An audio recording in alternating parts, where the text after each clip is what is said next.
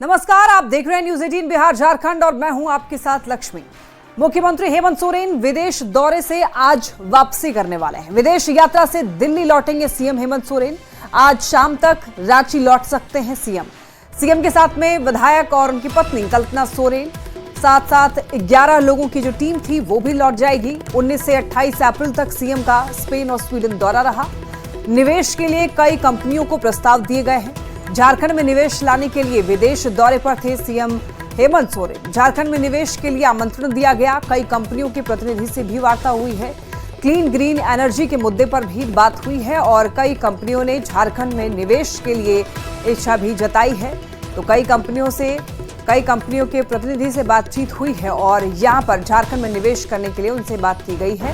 तो झारखंड में विदेशी निवेश आएगा, बात करने के लिए मुख्यमंत्री, उनके साथ में उनकी 11 सदस्यीय टीम गई हुई थी। उनकी पत्नी और विधायक कल्पना सोरेन भी उनके साथ मौजूद थी इस विदेश यात्रा के दौरान। तस्वीरें लगातार आप देख रहे हैं। स्वीडन और स्पेन दौरे पर थे सीएम हेमंत सोरेन और कई कंपनियों से निवेश करने के लिए बात की है और आज वापसी कर सकते हैं। तो दिल्ली लौट जाएंगे आज मुख्यमंत्री हेमंत सोरेन और उसके बाद हो सकता है आज ही रांची भी लौट जाए।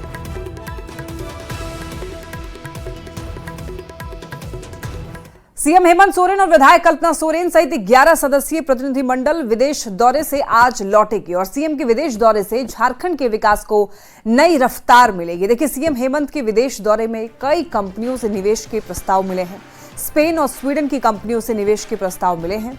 जिट्रोन कंपनी से सड़क, टनल, वेंटिलेशन सिस्टम में निवेश के प्रस्ताव मिले हैं। जिट्रोन कंपनी माइनिंग, सड़क, रेल सुरंग, मेट्रो वेंटिलेटर, डिजाइनिंग सिस्टम की एक्सपर्ट है और स्पेन की नोवागी इंडस्ट्रीज ने थर्मल उपकरण प्लांट का प्रस्ताव दिया है। और वहीं देखिए, एक फेमस ज्वेलरी कंपनी जिटो ने भी झारखंड में निवेश के प्रस्ताव दिए हैं। झारखंड में कीमती स्टोन, सोना, चांदी और डायमंड के माइंस में काम करने का प्रस्ताव दिए गए हैं।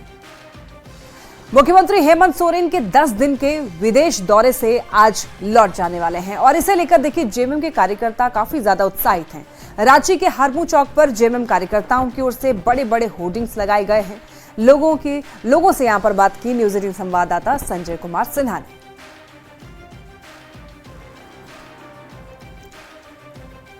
10 दिवसीय विदेश दौरे के बाद मुख्यमंत्री हेमंत सोरेन अपने अधिकारियों की टीम के साथ अब स्वदेश लौट रहे हैं। जाहिर है कि राजधानी रांची भी मुख्यमंत्री हेमंत सोरेन का स्वागत कर रही है और राजधानी रांची के हरमू चौक पर आप देख सकते हैं कि बड़े बड़े बैनर पोस्टर लगाए गए हैं पार्टी की ओर से और लिखा है कि न्योता से होगा निवेश, अपना झारखंड बनेगा देश में विशेष। कुल मिलाकर जेएमएम कार्यकर्ताओं में उत्साह है और लोग ये देख रहे हैं कि स्पेन और स्वीडन की जो कंपनियां हैं, वहाँ की जो तकनीक है, झारखंड में किस तरह संभावनाओं को तलाशेगी, झारखंड का कैसे विकास होगा, तमाम चीज़ों को देख रही है। हमारे साथ यहाँ पर जेएमएम कार्यकर्ता भी हैं, आम लोग भी हैं, उनसे जानेंगे कि सीएम अब स्वदेश लौट रहे हैं, रांची लौट रहे हैं, तो ऐसे में जो निवेशक हैं अगर झारखंड में निवेश करते हैं, सीएम ने न्योता दिया है, तो क्या लगता है क्या होगा? झारखंड का विकास होगा। जैसे फुटबॉल के लिए वो साइन किए हैं एमओयू, तो उसमें यहाँ के बच्चे लोग को खेलने का प्रतिभा और निखर के आएगा। और जान ही रहे हैं हमारे यहाँ हॉकी, फुटबॉल, क्रिकेट कितना दिल में प्राण है, जान है। माइनिंग सेक्टर की बात करें, माइनिंग में आप देख रहे हैं कि समझ रहे पूरे देश को हमारे यहाँ से सप्लाई होता है सब कुछ। कोयला हो, बॉक्साइड हो, आयरन वायर हो या कुछ भी चीज़ झारखंड से ही है। बिजली तक यहाँ से बाहर जा रही है। तो समझ रहे हैं कि झारखंड किस तरह का प्रदेश है। क्या लग रहा है कि मुख्यमंत्री आ रहे हैं, तोहफा ला रहे हैं? बहुत बहुत उनका धन्यवाद है। हम लोग बहुत स्वागत करना चाहते हैं। वो विदेश दौरा करके गए हमारे झारखंड के लिए।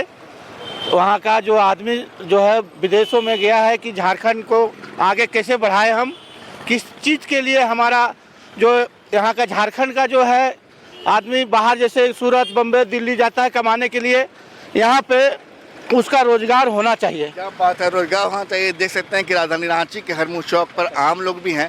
एक ललक भरी नज़र है, एक उमंग और उम्मीद भरी नज़र है मुख्यमंत्री की ओर। अब बता दें कि मुख्यमंत्री हेमंत सोरेन को कई निवेशकों का न्योता मिला है, जिसमें माइनिंग सेक्टर में जो काम करने वाली कंपनियां हैं, थर्मल पावर में काम करने वाली कंपनियां, खासकर झारखंड में जो महंगे स्टोन है, सोना, चांदी और डायमंड के जो खदान की बात आ रही है, यहाँ संभावनाएं हैं, उसको लेकर भी एक ज्वेलरी कंपनी ने यहाँ काम करने की इच्छा जताई है।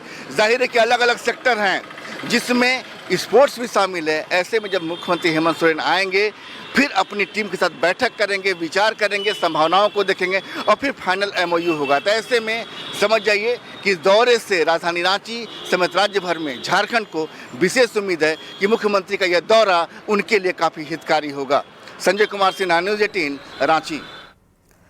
सीएम हेमंत के विदेश दौरे से लौटने के बाद विदेशी निवेश को लेकर जेएमएम के नेता काफी उत्साहित नजर आ रहे हैं। वहीं बीजेपी ने तंज कसा है और तंज कसते हुए सीएम के दौरे को पर्यटन का दौरा बताया है। तोहफा, एक दीर्घकालिक तोहफा जो आने वाले समय में झारखंड और झारखंडियों को महसूस होगा कि ये विदेश दौरा अभूतपूर्व था और कई एक ऐसे मामले विचार विमर्श हुए, बातें हुई, समझौता हुआ, जिससे कि आने वाले समय में विकास का मार्ग प्रशस्त होगा।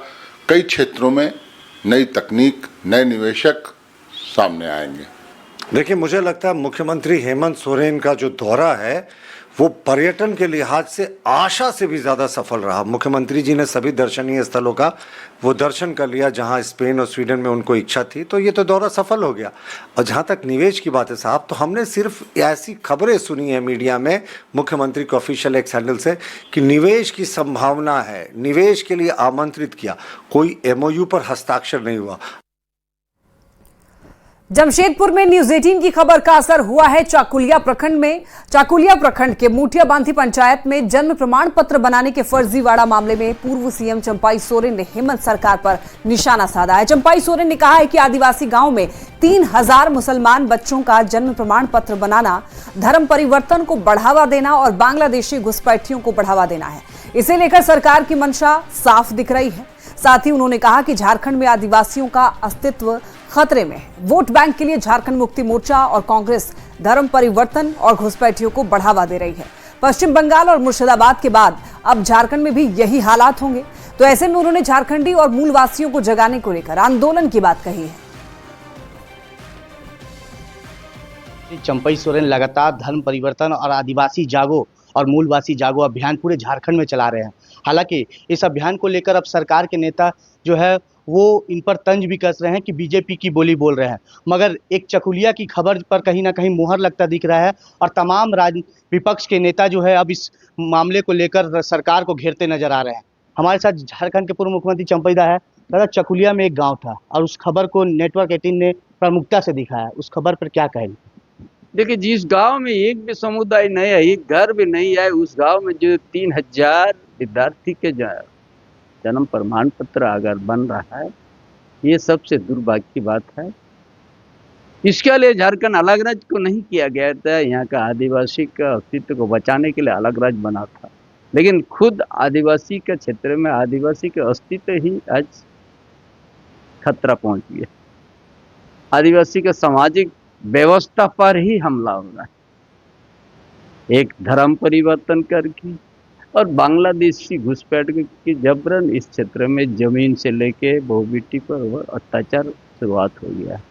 इसीलिए समाज को हम जगाएंगे, झारखंडियों को जगाएंगे, मूलवासी को जगाएंगे और सबसे बड़ा जन आंदोलन बना के हम इस झारखंड को बचाने का और आदिवासी अस्तित्व को बचाने का हमने जन आंदोलन को लेके आगे बढ़ेंगे।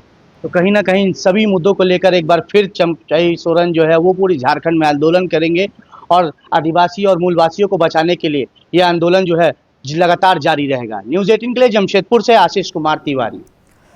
धनबाद से बड़ी खबर, फरार गैंगस्टर प्रिंस खान के गुर्गा नौशाद आलम को पुलिस ने 2 दिन के रिमांड पर लिया है। पुलिस नौशाद आलम से पूछताछ करेगी।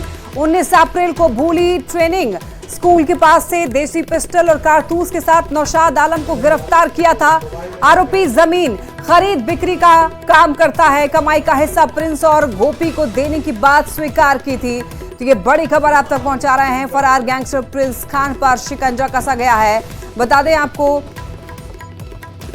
जमीन खरीद बिक्री का काम करता था आरोपी पर। ये बात कही जा रही है आरोपी को लेकर के। और आपको ये भी बताते चलें कि कमाई का हिस्सा प्रिंस और गोपी को देने की बात स्वीकार की थी। बड़ी खबर सरायकेला से, जहां पर एसीबी की टीम ने ग्रामीण विकास विशेष प्रमंडल की क्लर्क क्षेत्र मोहन महतो को 10,000 रुपए रिश्वत लेते हुए रंगे हाथ गिरफ्तार किया है। क्लर्क क्षेत्र मोहन महतो विभाग में अनुकंपा पर नौकरी कर रहे कर्मचारी राहुल कुमार के पिता के ग्रुप बीमा का पैसा निकलवाने के एवज में रिश्वत की मांग की थी। राहुल कुमार की शिकायत पर एंटी करप्शन ब्यूरो ने जाल बिछाया और क्लर्क को 10,000 रुपए घूस लेते हुए रंगे हाथों दबोचा है। मालूम तो आवेदन दिया कि उसके पिता जी का ग्रुप बीमा का राशि जो बकाया था, जिसका भुगतान के लिए क्षेत्रमोहन महतो द्वारा 10,000 रुपये रिश्वत की मांग किया गया। सत्यापन के बाद सत्य पाए जाने पर तवा दल का गठन कर आज उनको 10,000 रुपये लेते हुए रंगे हाथ गिरफ्तार किया गया। दुमका से बड़ी खबर, तेल टैंकर पलट गया। आपको बता दें कि कुर्माहाट के पास में तेल टैंकर पलटने की खबर मिल रही है। ग्रामीणों में तेल लूटने की होड़ मच गई। पश्चिम बंगाल से भागलपुर की ओर जा रही थी टैंकर, मौके पर हसदिया थाने की पुलिस जुटी। तो तेल टैंकर के पलटने से ग्रामीण जो हैं इस मौके का अवसर जो है यहाँ पर लाभ उठाते हुए जो लोग हैं वो पहुंच गए और तेल लूटने की होड़ मच गई ग्रामीणों में।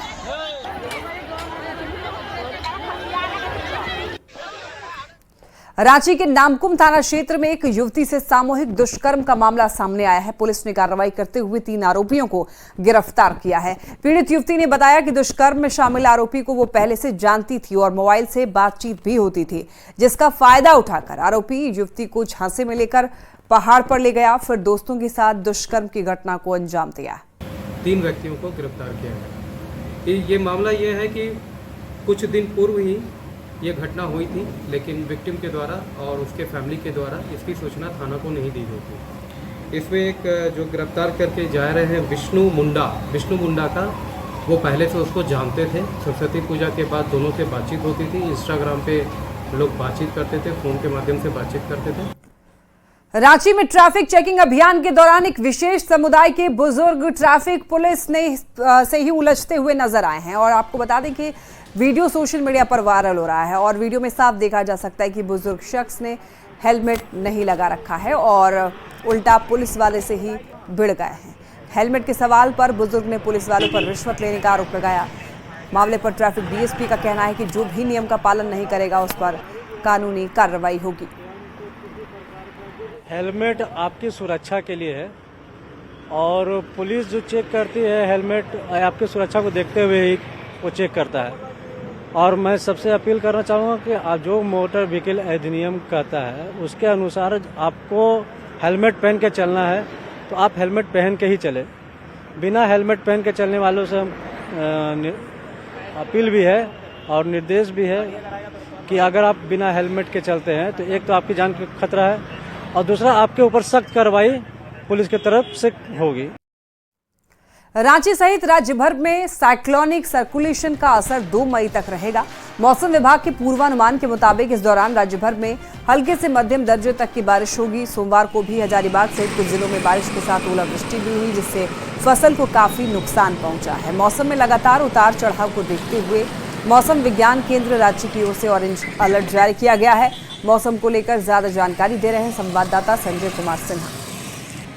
मौसम का मिजाज 2 मई तक बदला नजर आने वाला है। आसमान में बादल लगातार नजर आ रहे हैं और ऐसे में जो मौसम विभाग का पूर्वानुमान है उसके मुताबिक 2 मई तक राज्य के कई जिलों में हल्के से मध्यम दर्जे तक की बारिश हो सकती है। लेकिन बात करें 30 अप्रैल और 1 मई की, तो पूर्वी सिंहभूम, पश्चिम सिंहभूम, सरायकेला में और सिमडेगा में भारी बारिश की चेतावनी जारी की गई है। लेकिन दूसरी तरफ ये भी बता दें कि किसानों के लिए यह समय सतर्क रहने का है, क्योंकि ओलावृष्टि का भी पूर्वानुमान बताया गया है। मतलब कि सोमवार को जो बारिश हुई है उस बारिश की वजह से हजारीबाग समेत कई जिलों में किसान की फसलों को नुकसान पहुंचा है। और ऐसे में बताया जा रहा है कि 2 मई तक राज्य के तमाम जिलों, चाहे संथाल की बात करें, धनबाद की बात करें, गिरिडीह की बात करें या फिर पलामू की बात करें या फिर रांची के आसपास के जिलों की बात करें, तमाम जगहों पर बारिश का पूर्वानुमान है। ऐसे में मौसम विभाग ने ऑरेंज अलर्ट भी जारी किया है। मतलब किसान सतर्क रहें, लेकिन आम आदमी को ठंडी हवाओं से राहत मिलने जा रही है, क्योंकि पारा जो है 3 से 4 डिग्री तक नीचे गिर चुका है। संजय कुमार सिन्हा, न्यूज़ 18, रांची। और अब आपको धनबाद लेकर चलते हैं, जहां पर देखिए करोड़ों रुपए की लागत से बना रेलवे अंडरपास तालाब बन गया है। पानी की निकासी नहीं होने के चलते जलजमाव हो गया है, जिससे आवाजाही बंद है। अधिक जानकारी दे रहे हैं संवाददाता संजय गुप्ता। धनबाद के मोहलीडी में रेलवे के द्वारा अंडरपास पुल बनाया गया। पुल इसलिए कि फाटक 5 नंबर से आने जाने में जो लोगों को असुविधाएं होती थी, उससे लेकर यह अंडरपास बनाया गया था। लेकिन इस अंडरपास को बनाते समय जो ध्यान रखने की जरूरत थी, उसे पूरी तरीके से नजरअंदाज कर दिया गया है। धनबाद में पिछले 10 से 12 दिन पहले बारिश हुई थी, लेकिन वह बारिश कब की खत्म हो गई। जहां पानी जमे थे वहां पानी भी सूख गया। लेकिन इस मोहलीडी रेलवे अंडरपास की रास्ते की आप तस्वीर देख लीजिए, इससे आपको समझ में आ जाएगा कि यह अंडरपास नहीं, या तो इसे आप नहर कह ले या फिर छोटी नदी। चीज की ध्यान रखने की जरूरत थी कि अगर बारिश होती है तो उसकी पानी निकासी किस रास्ते से होगी, कैसे होगी, इसको लेकर कोई भी ध्यान नहीं दिया गया। आधा है। अब बताइए रेल वालों ने क्या पुल बनाया। आपको हम देख रहे हैं, आप ये नज़ारा देख सकते हैं। आम जनता कैसे इसमें पार होगा। ये आने वाला दिन के लिए हम लोग का समस्या ही नहीं बन गया। आप देख ही रहे हैं क्या सुविधा हो रहा है। पूरा आज 15 दिन से पूरा भरा हुआ है रोड। ना इसमें कोई ध्यान दे रहा, ना रेलवे ध्यान दे रहा है, ना ठेकेदार ध्यान दे रहा है। वहाँ पे शटर लगा के रास्ता बंद कर दिया है। हम लोग को वही रेलवे का फाटक जो पुराना है उसी से हम लोग यूज कर रहे हैं। घंटों घंटों खड़ा रहना पड़ रहा है, इंतजार करना पड़ रहा है। तो फिर इतना खर्चा करके पुल बनाने क्या मतलब है। जो इतना करोड़ों का खर्च में पुल बनाया है, तो इसको कम से कम पानी बहा कर रास्ता दीजिए और इसको सफल बनावे और पंचायत के आने जाने का सुविधा भी हो। लोगों की सुविधा के लिए भले इस अंडरपास को बनाया गया था, लेकिन वह अंडरपास की जो उद्देश्य था वह पूरा नहीं हुआ है। और अभी लगभग 4 फीट के लगभग में यहाँ पर जल जमाव है। बारिश जब आएगी तो हो सकता है कि यह पूरा पुल लबालब पानी से भर जाए। अब ऐसे में रेलवे अधिकारी को चाहिए कि पानी की निकासी की व्यवस्था करे, ताकि जिस उद्देश्य से इस रेलवे अंडरपास को बनाया गया था वह पूरा हो सके। संजय गुप्ता, न्यूज़ 18 धनबाद। रांची में 3 से 5 मई के बीच होने वाले साउथ एशियन गेम्स को अनिश्चित काल के लिए स्थगित कर दिया गया है। मिली जानकारी के मुताबिक पहलगाम में हुई आतंकी घटना के बाद इस आयोजन को फिलहाल स्थगित कर दिया गया है। मोरहाबादी के बिरसा मुंडा फुटबॉल स्टेडियम में होने वाले सैफ गेम्स में भारत के साथ पाकिस्तान, बांग्लादेश, भूटान, नेपाल, श्रीलंका, मालदीव और म्यांमार की टीमें हिस्सा लेने वाली थी।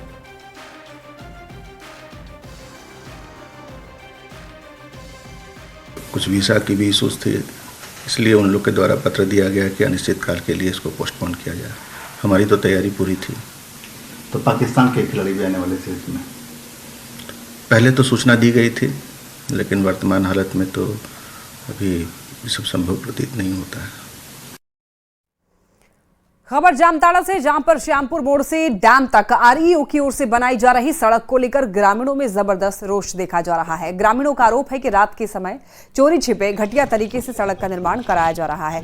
सड़क निर्माण में तय मापदंडों का पालन नहीं किया जा रहा है। साथ ही सड़क की गुणवत्ता को लेकर के भी गंभीरता नहीं दिखाई दे रही है। एकदम ही घटिया किस्म का रोड बन रहा है, जो कि परसों भी हम जय को बुलाए, जय खुद यहाँ पर बैठ के बोला कि हम 1 नंबर काम कराएंगे। लेकिन आज काम का स्थिति आप खुद देख रहे हैं, आप पत्रकार महोदय हैं, आप देख रहे हैं काम का क्या स्थिति है। पहले पिच होने से पहले रोड का जो उसका लेंथ है 12 फीट 4 इंच, उसको पहले तैयार करें। जहाँ जहाँ रोड उखड़ा हुआ है वहाँ मेटल चिप्स दे के पानी मार करके रोलिंग करें, उसके बाद काम करें।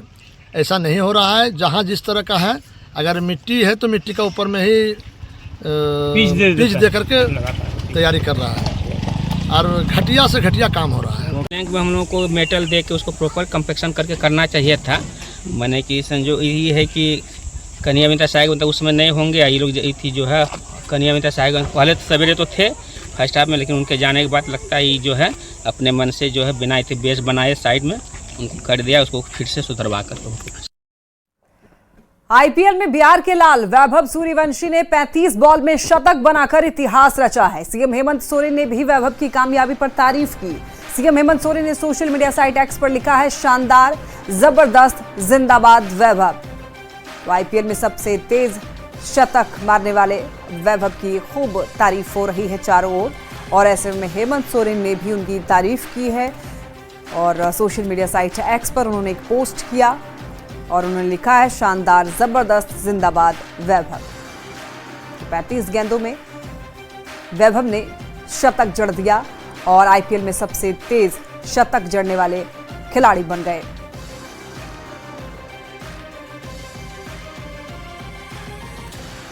और इसी के साथ इस बुलेटिन में इतना ही। तमाम खबरों के लिए आप देखते रहिए न्यूज़ 18।